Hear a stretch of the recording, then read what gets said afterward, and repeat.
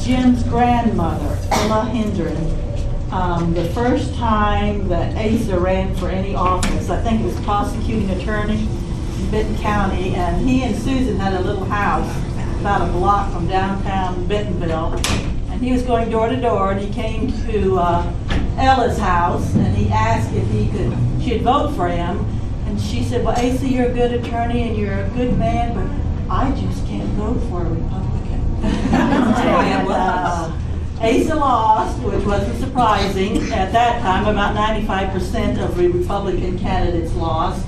But we kept every election sending new sacrificial lambs to present their names. That's how you have to build a party.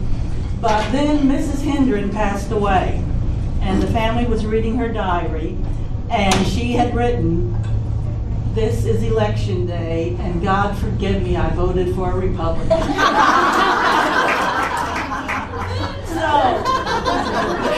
there was a time when Grandma could not tell anyone except her diary that she voted for a Republican. Now her grandson is serving in a Republican-controlled Senate. That shows how far we've come, and appreciate all those who have been in the battle. And I've asked Dee VanLaningham to come, and I'm going to sort of ask her questions about our club, because many of you don't know all that we went through to get Benton County first Republican, and now the state. Dee was born in Hastings, Nebraska. She was the oldest of 4 girls. She graduated from Hastings High School and attended Hastings College. She got married and moved to Colorado Springs. She has 3 children, 2 boys, 1 girl, and 6 grandchildren. She moved to Arkansas in 1979. We were a quiet little backward county then. Didn't have a McDonald's. Everything closed at 6. And if the owner was fishing, no stores opened on Saturday. She had a licensed real estate, and she's been involved in the real estate business, but it's a profession that gave her flexible time to be involved with the Benton County Republican Women. She grew up in a Democrat family, and she doesn't know how her father would view her at this time if he knew that she was a Republican. So I'd like you to welcome Dee VanLaningham to come up, and I'm going to ask a question. You sit in that chair. This chair? No, switch. Switch? Okay. I'm just the voice.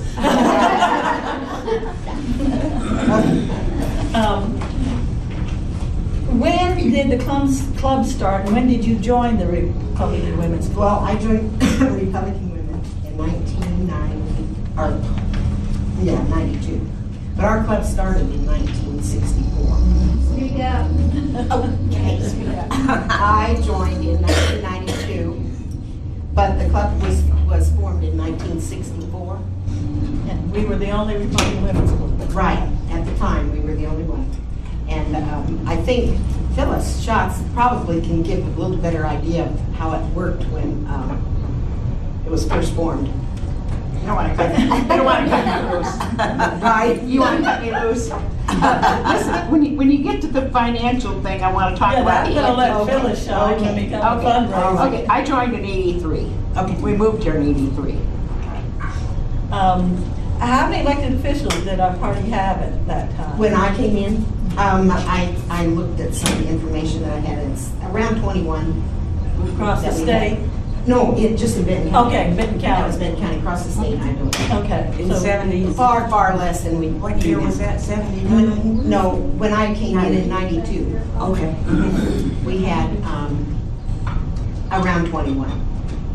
The majority of the offices that are available to vote for, we had. So by then, the county had gone Republican, you would say? Yeah. Okay. What was the main goal of that club then at that early stage? The Republican Women? Uh-huh. Well, in Benton County, it was to make it Republican. And only a few of you know who June Pelfrey is. But she is celebrating her 99th birthday, the 1st of June.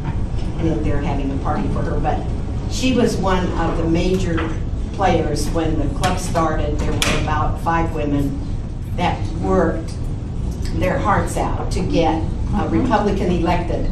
And you know, like Donna said, there were sacrificial lambs before we got one. And what was the man's name? Yates? Was it Joe Joe Yates? Yates, Wasn't he the first one? And was elected? I think Assessor was the first one, or was Yes. Joe the first? I think Assessor was the first one that was elected Republican. No one was paying attention to the assessor. Well, they snuck it in. Yeah, And then I and think Joe became a senator, a state senator. So that was the beginning of building what we have now. And it was the only county in all of Arkansas that was doing it. The others were struggling. Most everybody was Democrat and a Republican. Truly, there were areas in Arkansas that the Republicans voted in a box on a tree. They did not vote in a regular place. Didn't have a Republican. Yeah, no primary is true. And it wasn't that long ago. To some of our new members, explain the point system and the awards of the National Republican Women's Club. I brought Yes. it's the Achievement Award. And this right here is the pin that was given to our club when I was president. And Phyllis has one when she was president. The Diamond Award is the highest. And I think there's 5 different levels. Anyway, through the year, we do the things that they ask us to do, like our club held at least 5 meetings in both 2012 and 2013. Okay, well, if you did that, you get 3 points. And you go through this whole thing. Each category covers a different area that they feel is important for you to have in order to have a successful club. And there's, of course, the membership development that's vital. The programs that you have to keep people coming, that keep their interest so that you want to come to the meeting. Campaign activities, which everybody gets involved in one way or another. And community relations, so that we have a connection with whatever community you're in. And does that answer your Yes, question? because we mentioned it, a lot of people don't know what we're talking about. I think we have a club that a man is president of. Okay. I know we have a lot of men that attend. It's a Right. men's club. It's a men's club. Yeah, but okay. it's not affiliated With with us, Republican okay. Women, no. Okay. Only. I knew, all the other clubs are just starting, some around the state. We used to raise a lot of money. That was, besides electing Republicans, we used to raise a lot of money. Now the law has changed, and for us to hand out money, we have to become a PAC. So the most our club can give to politicians is $500 totally. Not $500 per candidate, but $500. So we changed a little bit in our push, but we used to have some humdinger fundraisers, and I think it come up. We were known for an antique show. And a lot of people didn't even know it was a Republican Women's Antique Show. And what do you think is the most we raised in that? $7,000. $7,000. One show. That's great. And these, we had 2 or 3 ladies who could do this in their sleep. I was known as Antique Phyllis. Okay, this is a picture of our 25th anniversary. I'm going to pass it around. Margaret Matthews was one of the original dealers 25 years before. But she had to get her license to be an antique dealer in her husband's name. Because in Arkansas, a woman could not get a license. Pitiful, huh? Okay, I'll pass it around. It was. All right. We've come a long way. We did everything except sell our bodies to get money. Nobody wanted us. One of the things we did was we actually sold these elephant necklaces. There were 4 more little elephants around, which I took off.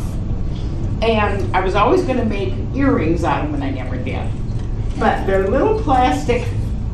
Do you know what we sold them for? Oh, it's not very much. What, $5? $5? At the most, probably. Okay, at the most, all right. Yeah. We sold pecans. Remember your freezers full of pecans? And anyway, the funniest story about the necklaces was this little brain dead customer at the antique show said, "Do you have those in other animals?" And I said, "What did you have in mind?" And she said, "Well, I like a donkey." That would be the last thing we'd say. That would be the last thing. But anyway, at the most money I remember making was $7,000 one fall. The spring shows would make about 3. Yeah. Both Governor Huckabee, who was not the governor at the time, and Governor Rockefeller, who was, told me that the paved road to the Benton County courthouse was paid by money that the Benton County Republican Women raised. They both said that. And it was, you know, in fact, I think poor Governor Huckabee was kind of thought he embarrassed me that I was just out there raising money. But I was realistic enough to know that that's what did it. It had to be that we could support the candidates and support them. We did. We served lunch. We just did anything we could to make money at that antique show. Wonderful, wonderful work. Because Marcy Reynolds celebrated her 100th birthday 2 years ago. And she and I used to haul tables from one place to the other. I'm so crippled up with arthritis now I can hardly get in here. But at the time, I joined in '83, started working with Mildred Betcher, who was the chairman, and Mildred got the shingles. So I had to take over real fast. I was pretty much unprepared. My husband said that I worked 40-hour weeks. I did all the advertising, I rented the signs, I had signs made, sent out all the contracts, and, you know, scoured up dealers. One of the dealers that was here for many, many years told me that the downfall of the antique show, of course, was the internet and eBay and Craigslist and that sort of thing. She was a very successful dealer, and lives in Dallas. And she said the last 2 shows she did were in Dallas. She stayed home and ate her own food and didn't make expenses. And she had beautiful stuff. Yeah. So I run into dealers still. Say, why don't you start up another antique show? And I said, give us 20 years off our ages. And we might. Thank you. Thank you.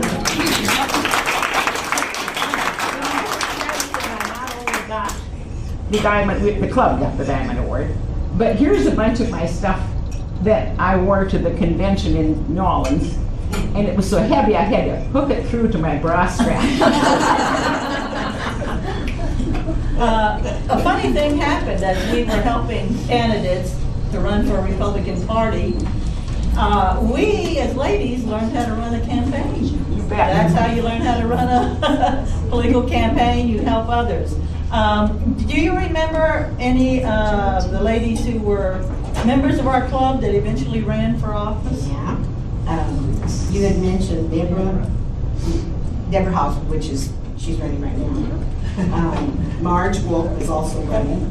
Vicki Bozeman, Donna Hutchinson, and then I added Cecile, Linda Bisbee, and Marge Wolf. That's hard on your membership when they leave. Was Linda Bisbee a candidate? She did it one time. Was Teresa Parker a member of this club? Yes, she was. She was. Teresa too. So, working in a club, you learn a lot. And you learn how to do it the right way, and you learn how to do it the wrong way. Yeah. But you do it at the candidate's expense. Rita? I'd like to make a comment about President Phyllis Schott, because Right. she was absolutely one of our most outstanding, because when she was president, we sent 5 women to the national convention, right. including Cecile Bledsoe. And her husband. And we paid for that. Part of our objectives is to educate our women And so Phyllis really pushed that we pay registration for 5 women. I was one of the 5, Cecile, she went. We had a wonderful time. We learned a lot in New Orleans. We did. The best speech there was Newt Gingrich. He was wonderful. And then the other outstanding speaker was the gal from New Jersey, or, Whitman. yeah, Whitman. She was a very good speaker. Well, thank you. I hope you're beginning to appreciate what we've gone through to get where we have been, and there's been a lot of heroes that you may not know, but they have served their time in helping this become a 2-party state. That's how you get integrity in government. You have a 2-party state, and each party keeps an eye on the other one. Many clubs, and I've been president of the Bella Vista one, have had their ups and downs. It hasn't always been up. Can you share quickly any down periods we may have had or that you remember? Yeah, what came to my mind was how depressing it was when President Clinton. And, and then again, when our current president won. But yes, we've had times when our membership got down to probably 25.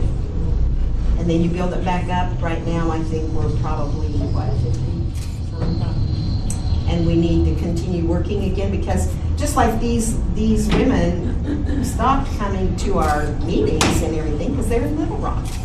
And they're busy doing another job. So we lose them as workers as well as members a lot of times. So One time we had about 100 members. Yeah, we That did. was before Benton, Bella Vista, and Silent Springs. We were the only. with the only one, yeah. So it does vary, and you just know that's going to happen. And also the state leadership has varied. We've had some years where it's been really strong and they help you as a club, and you feel like you're one big unit. And there's other times when it's not that way. You struggle just to keep your own identity here in Northwest Arkansas.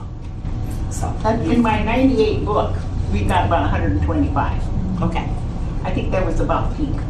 probably, yeah. One of the positives, but it could be a negative, it's just like having your children grow up and leave. Bella Vista Club and the Bentonville Club and Siloam Spring, that's part of the children growing up and leaving home. So it's a good thing, but you also miss those numbers. I remember a time, Jim mentioned one time when our party was a little bit fractured. I remember after the Tommy Robinson and Sheffield Nelson. Oh, yeah. It was a knockdown, drag out, horrible event. And I remember I was attending the Bella Vista Club then, and Selling the flag. I was involved in a campaign, and Teresa Cochran was involved in her campaign. So we weren't involved in the governor's campaign with Tommy Robinson and Sheffield Nelson. And we were the only people after the election that the other women would talk to. I mean, they were not talking to each other. It was such a horrible race. And the club asked us, I'd be president and Teresa would be vice president. And I told Teresa, the point system that Dee shared with you, I told Teresa, you have to send that report, and they keep the report in the headquarters at DC. And I told Teresa, we're not going to win anything. We're not going to win any awards. But by the end of the year, the ladies will be talking and we'll be friends and we'll be gun ho for the next election. So sometimes I feel like writing a letter and saying, could you put a PS on that year? Teresa and I look like really pitiful officers because we didn't get anything accomplished much as far as awards.